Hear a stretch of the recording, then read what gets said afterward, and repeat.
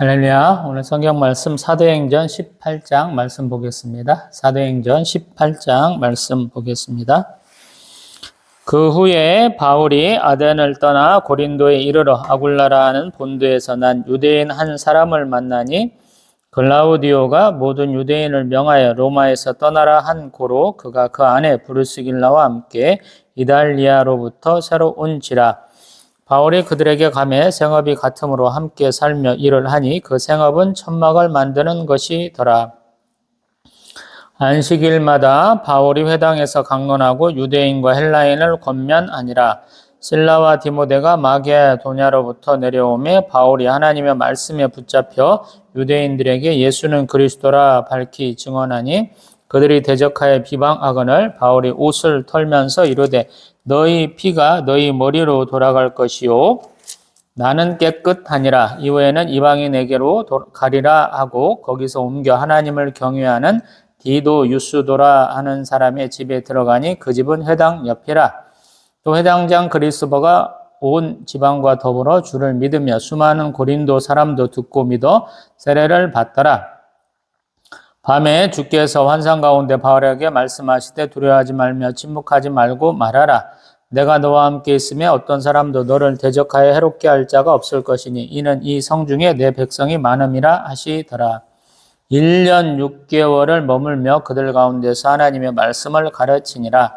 갈리오가 아가야 총독되었을 때 유대인이 일제히 일어나 바울을 대적하여 법정으로 데리고 가서 말하되 이 사람이 율법을 어기면서 하나님을 경외하라고 사람들을 권한다 하거늘 바울이 입을 열고자 할 때 갈리오가 유대인들에게 이르되 너희 유대인들아 만일 이것이 무슨 부정한 일이나 불량한 행동이었으면 내가 너희 말을 들어주는 것이 옳거니와 만일 문제가 언어와 명칭과 너희 법에 관한 것이면 너희가 스스로 처리하라. 나는 이러한 일에 재판장 되기를 원하지 아니하노라 하고 그들을 법정에서 쫓아내니 모든 사람이 회당장 소스데네를 잡아 법정 앞에서 때리되 갈리오가 이 일을 상관하지 아니하니라. 바울은 더 여러 날 머물다가 형제들과 작별하고 배 타고 수리아로 떠나갈새 브루스길라와 아굴라도 함께 하더라. 바울이 일찍이 서원이 있었으므로 겐그레아에서 머리를 깎았더라. 예배소에 와서 그들을 거기 머물게 하고 자기는 회당에 들어가서 유대인들과 변론하니 여러 사람이 더 있기를 청하되 허락하지 아니하고 작별하에 이르되 만일 하나님의 뜻이면 너희에게 돌아오리라 하고 배를 타고 에베소를 떠나 가이사랴에 상륙하여 올라가 교회의 안분을 물은 후에 안디옥으로 내려가서 얼마 있다가 떠나 갈라디아와 부르기아 땅을 차례로 다니며 모든 제전을 굳건하게 하니라. 알렉산드리아에서 난 아볼로라 하는 유대인이 에베소에 이르니 이 사람은 언변이 좋고 성경에 능통한 자라. 그가 일찍이 주의 도를 배워 열심으로 예수에 관한 것을 자세히 말하며 가르치나 요한의 세례만 알따름이라. 그가 회당에서 담대히 말하기 시작하거늘 브루스길라와 아굴라가 듣고 데려다가 하나님의 도를 더 정확하게 풀어 이르더라. 아볼로가 아가야로 건너가고자 하므로 형제들이 그를 격려하며 제자들에게 편지를 써 영접하라 하였더니 그가 감에 은혜로 말미암아 믿은 자들에게 많은 유익을 주니 이는 성경으로서 예수는 그리스도라고 증언하여 공중 앞에서 힘있게 유대인의 말을 이김이로라. 아멘. 할렐루야. 우리 2차 선교여행의 마지막과 3차 선교여행의 시작을 지금 사도행전 18장에서 얘기하고 있어요.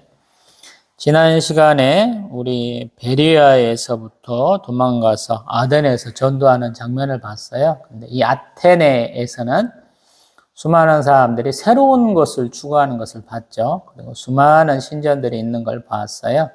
그래서 그렇게 다신교, 소위 말해서 그리스 신화에 이렇게 물들어 있는 사람들에게 우리 하나님의 일반 은총에 대한 얘기들을 쭉 했고, 그럼에도 불구하고 믿은 사람은 별로 없었죠.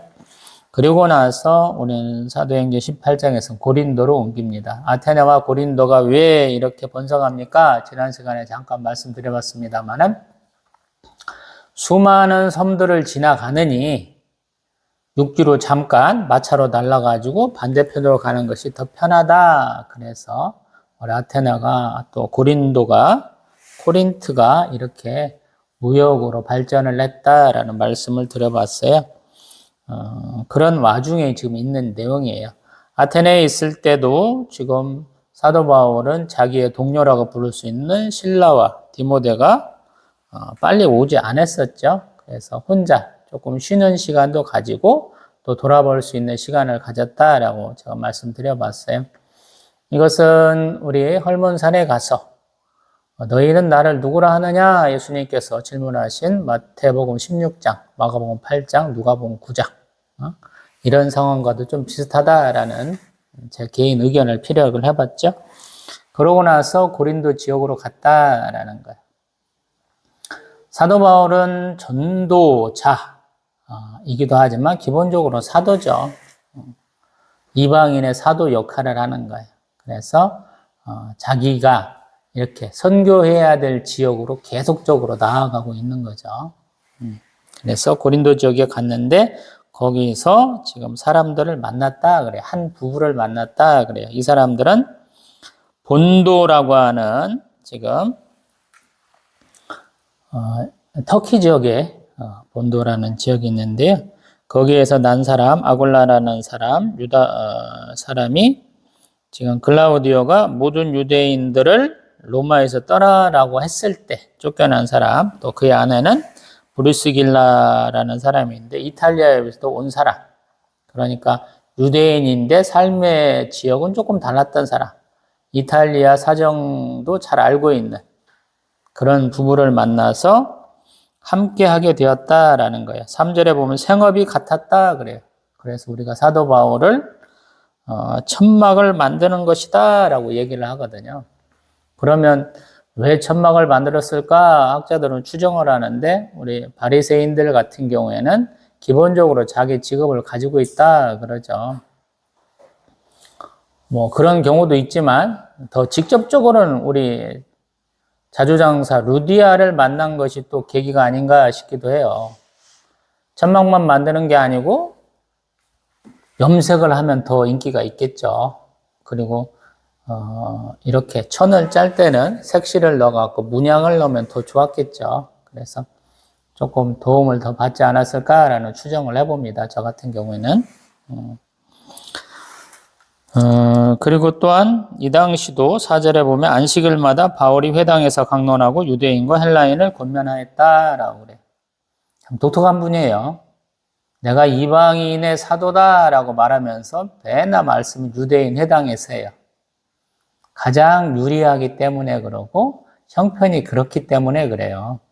그래서 우리가 이런 부분 가지고 뭐 사도 바울은 한입 갖고 두말한다 뭐 이런 얘기 할 필요가 없어요. 유대인 회당에 온 사람들을 중점적으로 말씀을 권면하고 있다라고 보시면 더 좋습니다. 그리고 5절 실라와 디모데가 이제 드디어 마게도냐로부터 나왔다 그래요.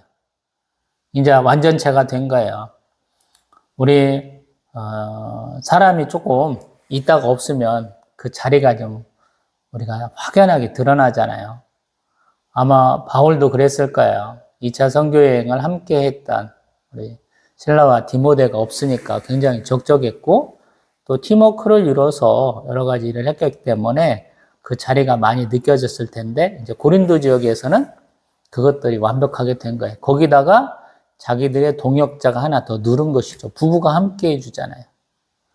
저는 개척교회이기 때문에 성도가 하나 있고 없고의 차이를 너무 잘 알아요. 말씀이 힘있게 나가요. 구독자가 한 명이 있는 것보다는 뭐 이렇게 구독자가 늘면 그 동영상 내용들이, 유튜브 동영상 내용들이 조금씩 변하는 거랑 똑같아요. 그래서 우리 어떻게 하냐? 5절에는 바울이 하나님의 말씀에 붙잡혀 유대인들에게 예수는 그리스도라 밝히 증언했다라는 거예요. 말씀이 더 강하게 나가는 거예요. 동영상 찍다 보면 막 제 도를 넘어가지고 막 비속어도 막 섞어가면서 강하게 비판하는 경우가 많거든요. 기존에 있는 교회들은. 비판보다는 비난에 가까운 말도 많이 해요. 근데 왜 그렇게 하냐면 누군가는 해야 된다는 생각을 많이 해요. 우리는 강한 사람 앞에는 숙여야 된다 이런 게 많아요. 불행히도. 강자존이에요. 강자만 살아남아야 한국 교계도 마찬가지여서. 그래서 인적 네트워크가 굉장히 세잖아요. 큰 교회, 유명한 목사님 밑으로 부교육자들의 네트워크가 그냥 꽉 짜 있어요. 어떤 교회 딱 말하면 그 교회 부교육자들 모임에 의해서 어떤 교회에 담임도 청빙이 되고 막 이런 것들, 어떤 노예가 움직이기도 하고 막 이런 일들이 비일비재합니다. 근데 저는 굉장히 자유롭죠. 그래서 할 수 있는 거예요. 그 사람들의 눈치를 보면 이런 얘기 못 합니다.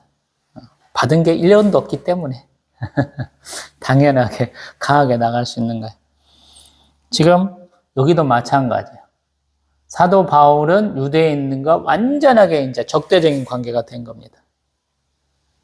더 이상 선을 어떻게 할 수가 없는 거예요. 왜? 자기가 여러 번 죽을 뻔 했잖아요. 실제로 돌 맞아갖고 죽었다가 깨어나기도 하고, 유대인들은 계속 그를 죽이려고 그랬잖아요.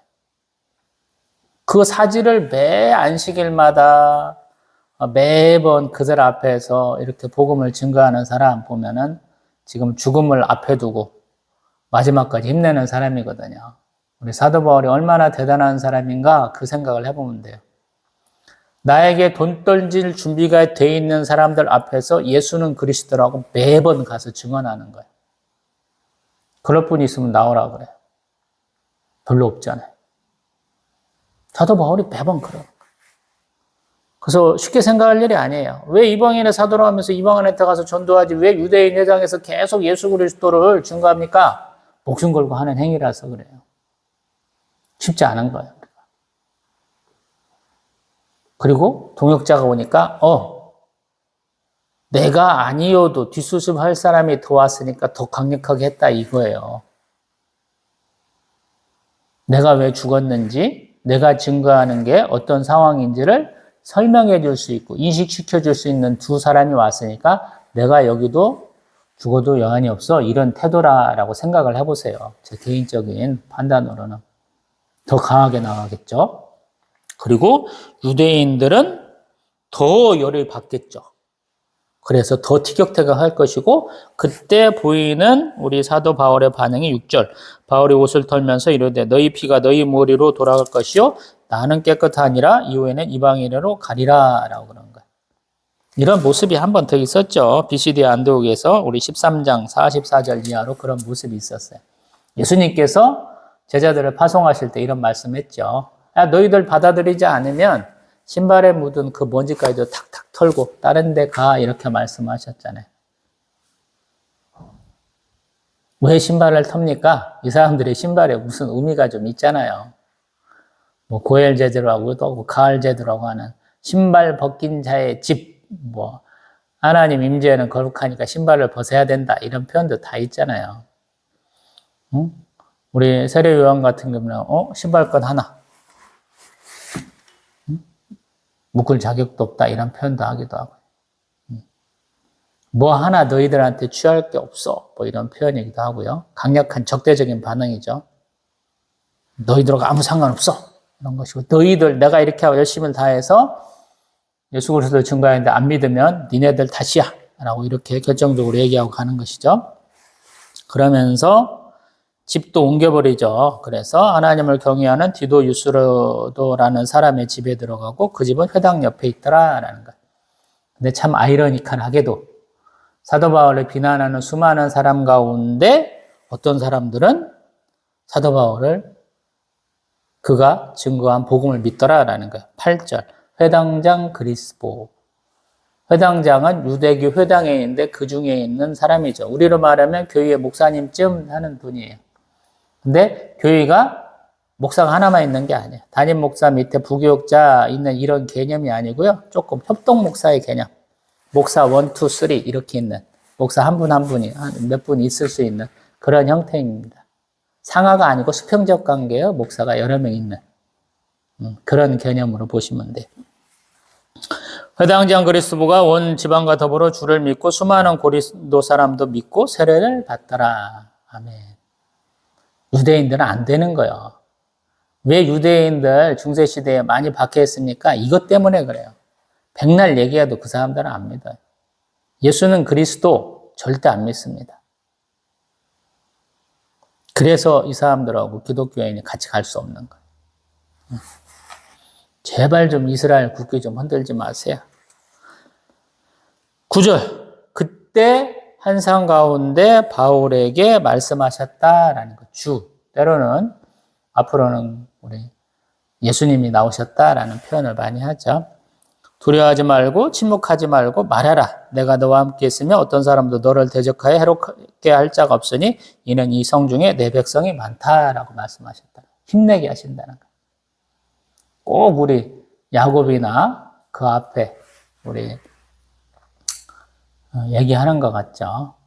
아브라함에게, 이삭에게, 요셉에게, 우리 선지자들에게 말씀하시는 그런 모습으로 주님께서 환상 중에 힘내라 라고 응원하셨다는 내용이죠. 그래서 얼마나 있었습니까? 1년 6개월을 머물렀다 그래요. 어마어마하게 긴 시간이죠. 1차 선교여행이 2년이에요.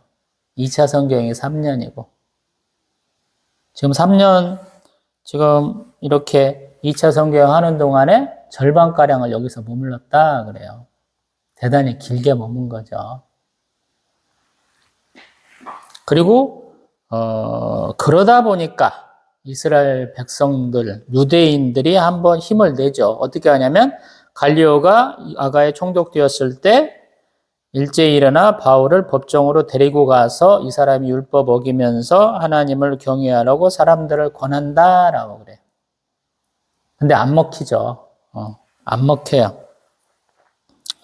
어떻게 얘기하냐면 바울이 막 거기에 대해서 반론을 피려고 하는데 갈리오 총독이 뭐라고 하냐면 너희 유대인들아 만일 이것이 무슨 부정한 일이나 불량한 행동이었으면 내가 너희 말을 들어주는 것, 재판을 해주는 것이 좋겠지만 만일 문제가 언어와 명칭과 너의 법에 관한 것이면 너희 스스로 해결해 라고 얘기하는 거예요. 그래서 무산됐고 유대인들은 화가 나가지고 회당장, 아까 그리스보라는 사람이 있었는데 여기는 회당장 소수데나를 잡아 법정 앞에서 때렸다 그래요. 아마 주도한 사람일 거예요. 아니면 정반대인 사람도 있고. 우리 군중 심리는 이상하게 돌아가죠. 사람들의 감정이 폭발해가지고 야, 될 일도 안 되는데 이거 하나 해결 못하고 우리가 이렇게 창피 당해야 돼? 하면서 회당장 소수대내 엄청 패버렸다 이렇게 얘기하는 거거든요. 참 재밌어요. 왜냐하면 사도 바울이 예수 그리스도를 증거하고 하나님 나라를 이렇게 선포하니까 유대인들은 안 믿어요. 충분히 예수 그리스도를 알만하고 인정할 만하고 하나님 나라의 백성 되기를 소망해야 되는 사람들은 안 믿는데 그들이 무슨 일을 하는지 충분히 알고 있는 총독들은 오히려 바울 일행을 인정을 해주고 그들을 보호해 주려고 그런다라는 거예요. 이게 참 우스운 거잖아요. 마가복음의 논리예요. 어떤 면에서 보면. 마가복음에서는 예수님의 그 신성을 인정하는 것이 귀신 먼저 인정을 해요. 그리고 최종적으로 사람 가운데 하나님의 아들이시다라고 인정하는 것은 십자가에 예수 그리스도를 매달았던 백부장이 그러한 고백을 하거든요.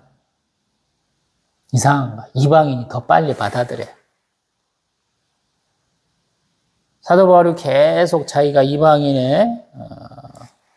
이방인 선교, 이방인의 사도에 대해서 얘기하는 것이 이렇게 어떤 타당성이 있는 얘기다 하는 것들을 차근차근 보여주는 거거든요. 그러고 나서 18절 이하로 보면 이제 귀국길에 올라간다 그래요. 브루스길라와 아굴라도 함께 하더라라는 거. 참 독특하죠. 왜 같이 가는지 모르겠어요. 아마 사도 바울이 다메섹으로 가다가 돌아와서 결국에는 예루살렘까지 가는 과정인 것 같아요.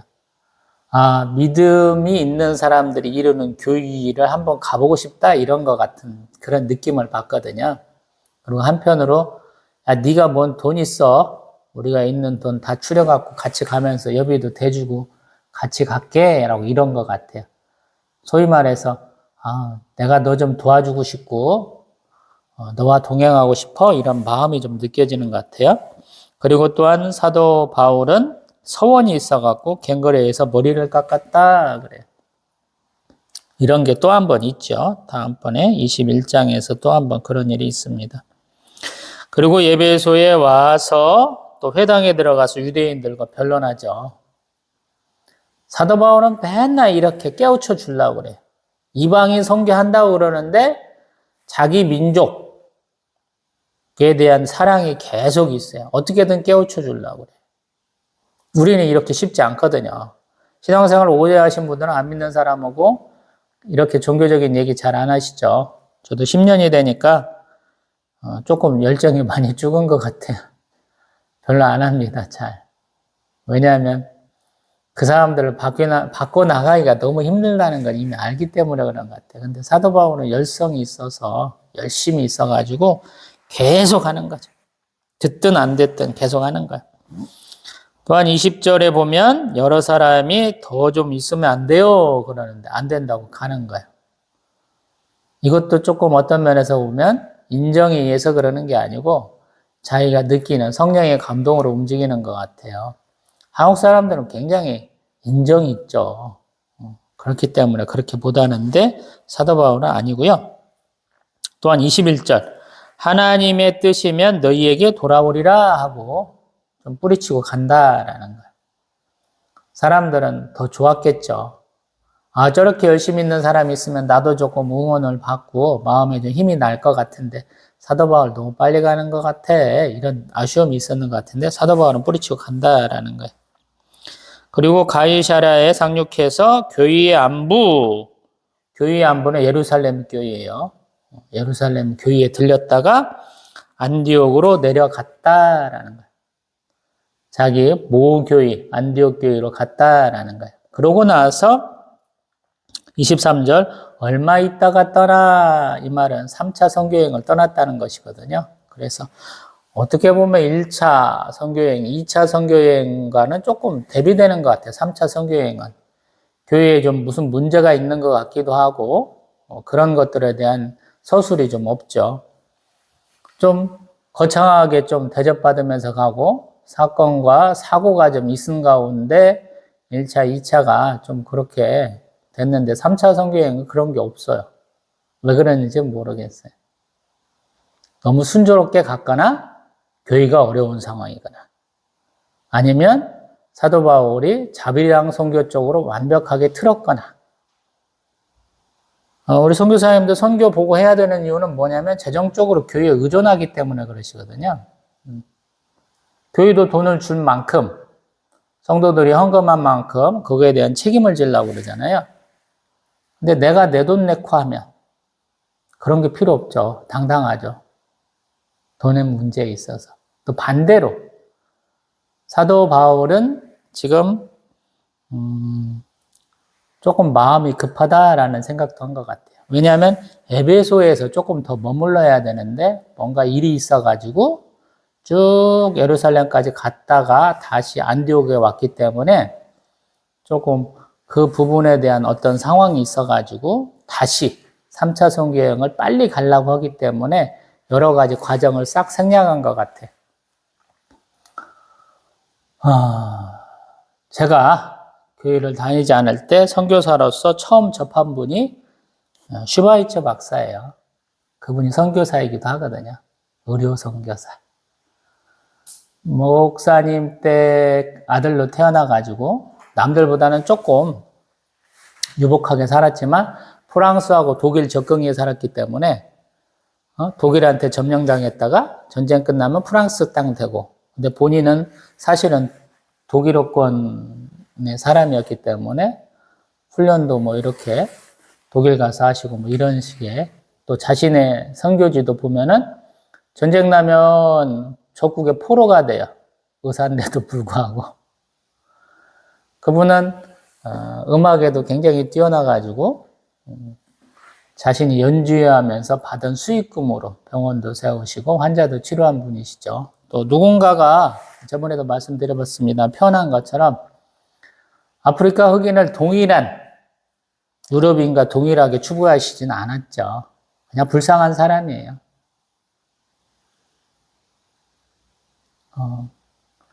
자, 그런 분한테 와서 누군가가 내가 돈 얼마 줄 거니까 뭐해 뭐 이런 거 별로 의미가 없겠죠. 물론 이제 선교사님들 업무 중에 많은 것 중에 하나가 야, 너 돈 기부하려고 그랬는데 왜 기부 안 했어? 이런 것도 대책도 해야 돼요. 목사님들은 재정을 책임져야 되니까 그런 거 많이 하거든요. 저도 그런 줄 알고 개척하고 그 문제 갖고 많이 고민을 했거든요. 야, 내가 돈 있을 때 니들한테 밥도 사주고, 잘했던 게 있으니까 니들도 좀 하면 어떠냐라는 취지에서 막 여기저기 연락도 해보려고 그러는데 어느 순간부터 하나님 그만해 그러시더라고요. 그래서 안 했어요. 떠난 인연들 붙잡지 말라고. 재정은 네 책임이 아니라고 그렇게 감동을 주시더라고요. 저희 청야교회 머리는 예수님 되시니까 예수님이 책임지실 거야 그렇게 말씀하시더라고요. 처음엔 못 믿어갖고 막 그거 갖고 걱정도 했는데 어느 순간이 지나니까 걱정할 게 없더라고요. 재정은 자꾸 줄어들고 어려운데 그걸 채우시는 분은 확실히 예수님이시더라고요. 누가 후원 끊으면 막 불안불안하거든요. 근데 참 이상해요. 그 사람이 후원 끊으면 어떤 사람이 후원이 대기하고 있더라고요. 참 놀랍더라고요. 그냥 예수님이 주신 감동대로 살았더라면 제가 알바 안 뛰었을 수도 있는데 제 욕심대로 뭔가 해보니까 뭔가 다 쪼들리고 뭔가 안 되고 그러더라. 다 맡기고 했어야 되는데 지금 사도 바울은 그런 면에서 자유로운 것 같아요. 재정이 자유로우니까 사람을 사귀는 게 자유로워요. 혹시라도 개척하시는 분들은 그걸 좀 생각을 해보세요. 하나님을 온전히 의지해야 내가 경제적으로 자유롭고 경제적으로 자유로워야 말씀이 자유롭게 나와요. 수많은 목사님들이 앞에 있는 성도들의 눈치를 봅니다. 교회 다니는 사람들의 첫 번째 이유가 경제적인 문제예요. 제가 볼 때는. 두 번째가 건강 문제입니다. 재정과 건강을 빼면 별 볼 일 없어요. 교회 다니고 싶으신 분들이 별로 없을 거예요. 왜냐하면 교회가 그렇게 해서 성도들을 모았어요. 6.25 전쟁 지나고 우리가 경제 인플레를 많이 겪었죠. 미국의 원조가 굉장히 우리를 살찌웠다고 얘기하는 바보들이 많더라고요. 우리 농업이 완전히 피폐화가 됐습니다. 엄청나게 싼 농산물들이 많이 들어왔잖아요. 먹을 건 해결이 됐어요. 근데 우리 농업의 생산력이 워낙에 낮은 상태였고 공장들이 거의 없었죠. 그러니까 우리의 그 산업 생태계가 싹 무너진 거예요. 그렇기 때문에 어쩔 수 없이 사람이 모이고 일자리를 조금 더 얻을 수 있는 도시화가 많이 진행이 된 거예요. 그리고 그 도시에 온 수많은 난민들, 다리 밑에 내전 같으면 다리 밑에 살았다. 어떤 사람들은 산꼭대기에 집 짓고 살았다. 이런 거 되는 거잖아요. 그분들을 돌본 게 우리 종교계 분들이었죠. 그리고 그분들이 소망을 준 게 그거잖아요. 하나님께 기도하면 하나님이 너희들 필요한 것을 채우실 거야. 이 얘기를 많이 했잖아요. 이제 그거에서 조금 더 올라갔어야 했는데 거기서 끝났어요. 그 위에를 못 벗어났어요. 말씀을 보아도 꼭 그거에서 끝난 거예요. 많은 분들이.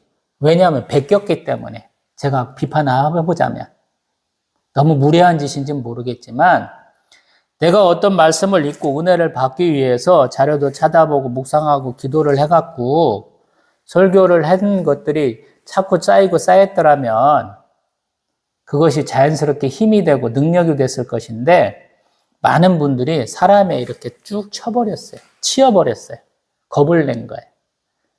그러다 보니까 유명한 분들의 설교들을 갖다가 많이 쓰셨습니다.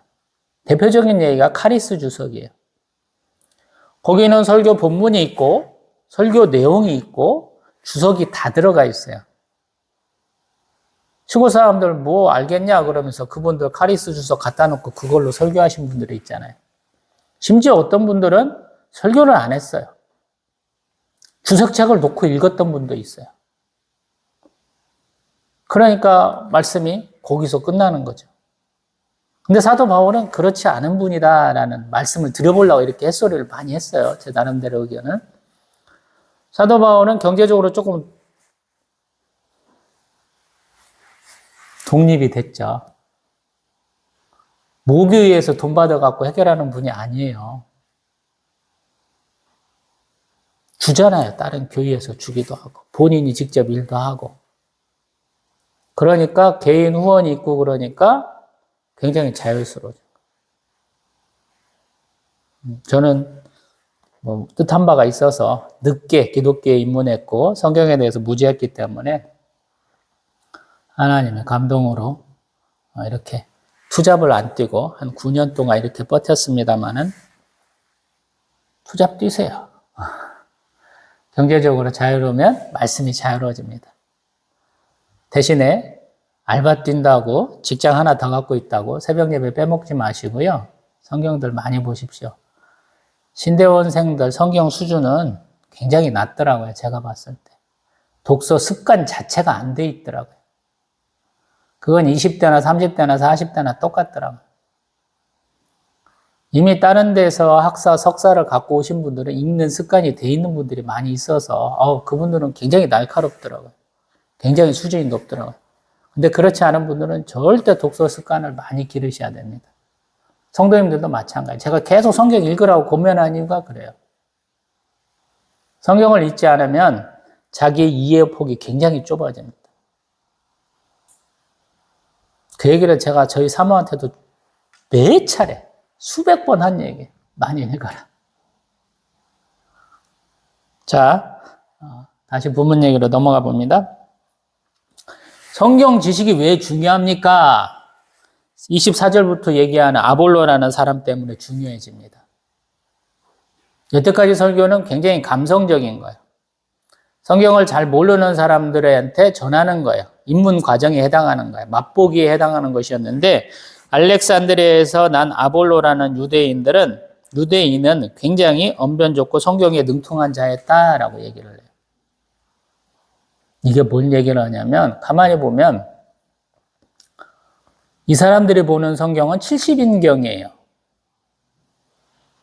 우리가 보고 있는 사회 문서에 기록되어 있는 그런 히브리 성경이 아니에요. 70인경을 이 사람들은 보는 거예요. 우리하고 보는 구약 성경은 조금 버전이 달라요. 그래서 이 사람이 오히려 더 잘 알고 있어요. 어떤 면에서 보면 제가 추정하기. 사도 바울 분명히 가말리엘 제자고 제사장과 이렇게 교감도 있고 가서 체포영장도 받을 만큼 안면도 있다 그러는데 이 아볼로라는 사람이 더 특화된 것 같아요. 말씀으로.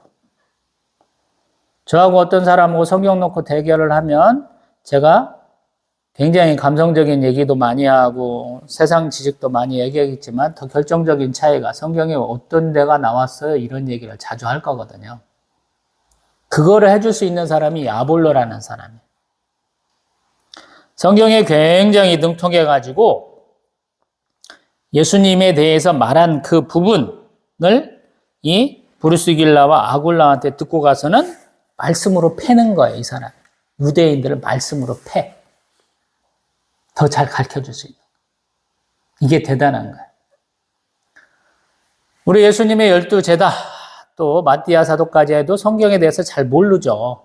물론 성령 강림, 성령 세례를 받고 우리 사도 베드로나 요한 사도 또 우리 스데반 집사님, 빌립 집사님 말씀을 조금 잘 아는 것 같은데 거기다가 조금 하나님이 예수님이 더 제자를 하나 더 해주신 게 말씀을 그들보다 조금 잘 아는 사람이 2단계쯤 되는 사람이 사도 바울인 것 같고 사도 바울보다 조금 잘하는 사람이 지금 아볼로라는 사람인 것 같아요. 제 생각에는. 사도 바울은 지식은 있지만 앞에서 말로 패는 역할은 잘 못하죠. 뭔가 장애가 있고 그 다음에 글로는 논리가 완벽한데 왜 말을 잘 못해? 고린도 교회에서 자꾸 사도 바울의 사도권을 놓고 비난하고 비평하고 앞에서 대드는 이유잖아요. 근데 그때를 대비한 것 같아요. 아볼로라는 사람은. 이 사람은 말을 잘하는 사람. 앞에서 대놓고 바로바로 툭툭 치는 거예요. 우리 그런 사람 보면 굉장히 무섭죠. 앞에서 뭔 얘기하는데 내가 알겠어. 근데 우물쭈물하는 사람들이 많거든요. 이게 평상시 자신의 인품이기도 하고 면전에서 면박 주는 사람들을 안 좋게 생각하시는 분도 많거든요. 근데 서양 사람들은 달라요. 이 사람들은 조금 지식이 있고 집안이 조금 괜찮으면 우리가 좋아하는 미국 대통령쯤 되면은 케네디 대통령쯤 되면 어렸을 때 이 라틴어까지도 배워야 돼요. 우리 그리스 로마 문화에 대해서 배워야 돼요. 이 사람들의 역사나 우리 이런 수사법이나 문학에 대한 교육은 굉장히 어릴 때부터 시작이 돼요. 이게 전통과도 같은 거예요. 귀족 계층, 그들의 지도층은 이런 걸 다 합니다.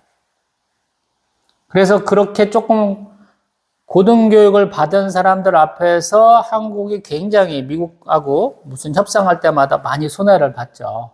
제가 들었던 것 중에 제일 창피한 게 뭐냐면 미국에서 무슨 협상단이 왔는데 그 협상이 조금 길어져갖고 저녁 식사를 같이 했다는 거예요. 근데 한국 예법에는 밥 먹을 때 말하면 안 되잖아요. 밥만 처먹고 있었대요. 근데 미국 사람들은 어떤 놈이 나하고 대화를 안 하면서 밥만 처먹고 있잖아요. 굉장히 기분이 상하는 거예요. 열받아가지고 길길이 뛰고 그의 협상은 망했다라고 그러더라고요. 한국에서. 이 사람들도 마찬가지. 사도 바울이 법정에 끌려가가지고 또 공중 앞에서 말하는 거 보세요. 당하고 있지 않죠. 바로바로 대거리 해대면서 바로바로 쳐버리죠. 이런 게 필요한 거예요. 그 사람이 요 사람인 것 같아요. 제 생각할 때는. 아볼로라는 사람. 말로 팰 수 있는 사람. 한국교회도 이런 사람들 많이 있죠. 우리 부흥사들이 이런 것들 잘하시는 분들이 많았어요. 굉장히 논리적이고 또 영성이 있는 분들이 이런 것들을 많이 했어요. 그래서 우리가 부흥회 때 많은 분들이 회개하고 교회가 부흥하기도 하고 막 그랬거든요. 요즘은 이런 분들이 많이 사라졌죠. 왜냐하면 논리도 없는 부흥사들이 너무 많이 짭 부흥사들이 많아졌던 것 같아요. 제가 봤던 선교사님도 짭 선교사님들이 너무 많아. 논리가 하나도 없어. 성경을 너무 몰라요. 우리 신대원 다닐 때도 보면 선교사 후보라고 한다. 나 선교사로 갈래? 하면은 기도나 한다고 그러고 맨날 운동장에서 축구나 하고 맨날 그래요. 체력이 기본이라고. 이게 별 볼 일이 없더라고요.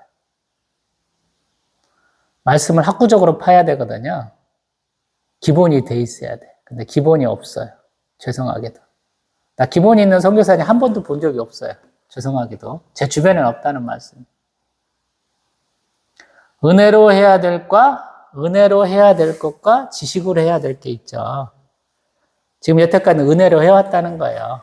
근데 이제 지식으로 해야 되겠다. 그래서 아볼로라는 사람이 탁 왔다. 제 판단이 그렇습니다. 아닐 수도 있어요.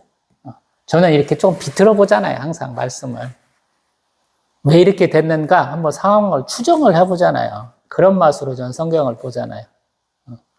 안 맞을 수도 있어요. 이만큼만 놓고 봅니다. 2024년 11월 첫 주일입니다. 오늘이. 저한테는 감사하게도 10년차 사역의 둘째 달쯤 되는 것이거든요. 여기까지 올 줄 몰랐어요. 사실은 저는. 너무 감사해요. 1년도 안 돼서 개척한 지 6개월 만에 그만둬라라는 얘기를 듣기 시작하고 여기까지 왔기 때문에 참 하나님 은혜가 크시다. 맨날 우리 청약의 머리는 예수 그리스도시다 라고 고백한 것이 하나님이 인정해 주시고 또 받아들여 주셨다 하는 감격이 있습니다.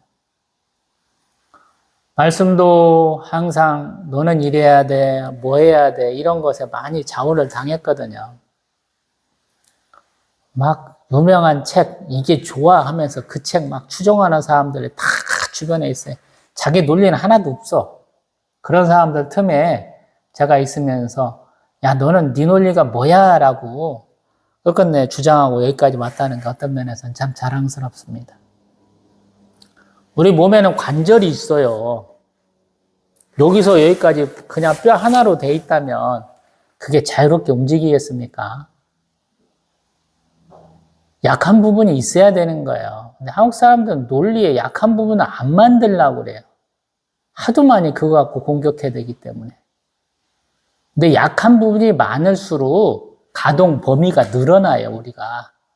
운동할 수 있는 범위가 늘어나고 할 수 있는 일이 늘어나거든요. 그걸 너무 모르시더라고요. 어떤 선교사님이 어느 시대에 어떤 설교가가, 목사님이 유명하시면 그분이 했던 말로 다 조져버리더라고요. 죄송합니다. 험한 말 써서. 1대1로 붙으면 제가 반드시 깨버리겠어요. 시대가 어느 시대인데 시대상도 몰라요, 그분들은. 장원제도가 뭔지도 모르고 봉건제도가 뭔지도 모르고 시민혁명이 뭔지도 몰라요.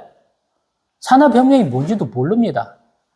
한 나라의 역사, 문화에 대한 것이 완벽하게 백지예요, 백지.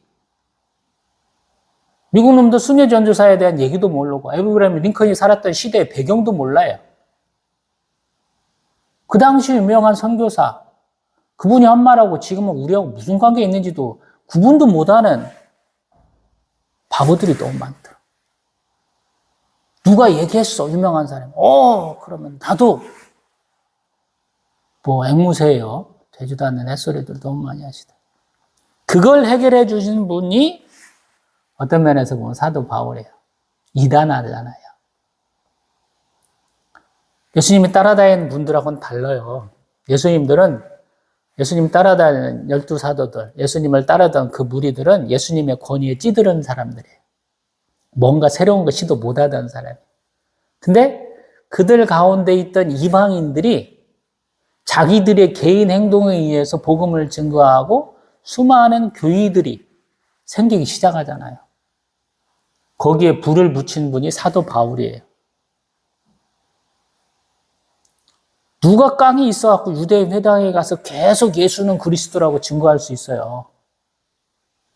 12사도가 했다고요? 택도 없는 소리예요. 그분도 그런 거 못해요. 사도 바울인가 하는 거예요. 여기 가서. 로마 시민권자이니까 당당한 거예요. 내 삶은 이미 끝났어. 내가 중생했어를 완벽하게 좀 구현해주는 분, 우리 앞에 보여주는 분이 사도 바울이에요. 바나바라도 안 되는 거예요, 이거는. 그리고 사도행전에 점점 가면서 이방인의 이름들을 자꾸 써주는 이유가 있어요. 믿음의 세대가 점점 내려가고 있는 걸 얘기를 해줘요. 우리도 마찬가지예요. 대한민국 교회도 마찬가지거든요. 이북에서 내려오신 그 반공주의에 쩌들었던 분들은 이제 뒤안길로 사라져야 되고요. 새롭게 21세기 우리의 소득 수준도 올라가고 교육 수준도 올라갈 사람들에게 증거할 수 있는 것이 돼야 되죠. 오늘 아침에도 뭔가 동영상 보고 있는데 댓글 보니까 나 교회 안 다녀 이런 얘기 되게 많아. 댓글 중에 하나가 뭐냐면 우리 아들 학원 2개 다니는 거 하나로 줄여가지고 교회 헌금했더니 우리 자기 교회 담임 목사 아들내미가 유학 가더라 이런 게 있더라고요. 참 그렇게 사람들이 싫어하더라고요.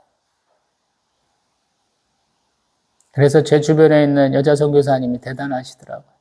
선교사로 가면 선교사님 자녀들을 위해서 특별하게 조금 고등교육 시설들이 각국에 좀 있는가 봐요. 거기를 보내서 아들내미를 좋은 곳에 취직시키고 또 좋은 교육받게 하시는 분들이 있는가 봐요. 근데 제가 아는 여자 선교사님은 그 나라 공립학교를 보내신 분이 있더라고요. 그래서 그분 참 그거는 너무 대단하다라고 지금도 말하고 있어요. 우리 시간이 다 돼가서 더 말씀 못 드리는데 잘못된 거예요. 우리가 잘못된 논리에 의해서 잘못됐다고 그러면 바꿔야 돼요.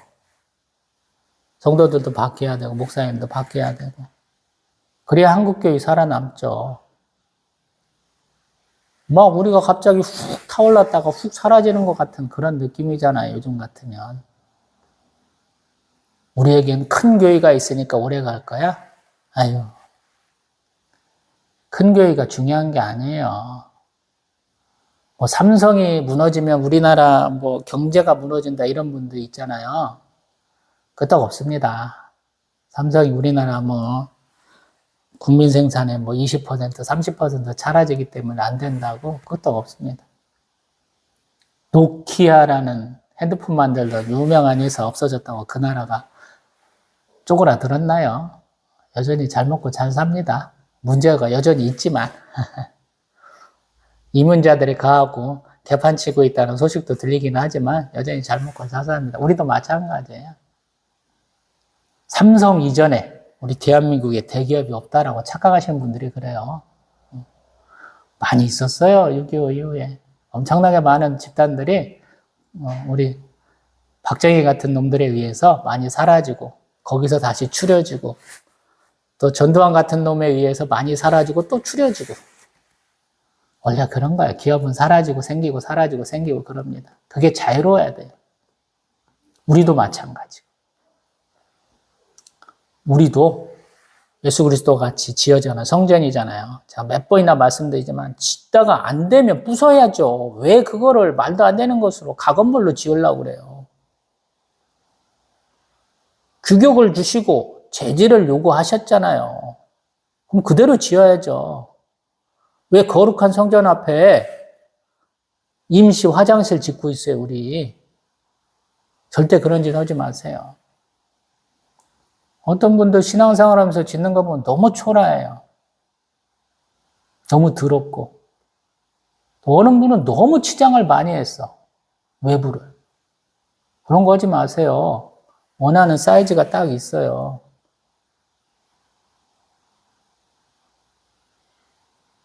다 지으라고도 안 하세요, 하나님이. 이만큼만 지어라고 지었게 되는 게 있어요. 자기 형편에 맞춰서 느헤미야에서 나오는 것처럼 자기 집 옆에나 지어 이런 분도 있고요. 한 구역 감당하고 우리 지방에 관리가 안 지으니까 내가 할게요. 나서는 사람도 있고요. 다양한 사람들이 있습니다. 그에 맞춰서 지으시면 됩니다. 또 뵙겠습니다.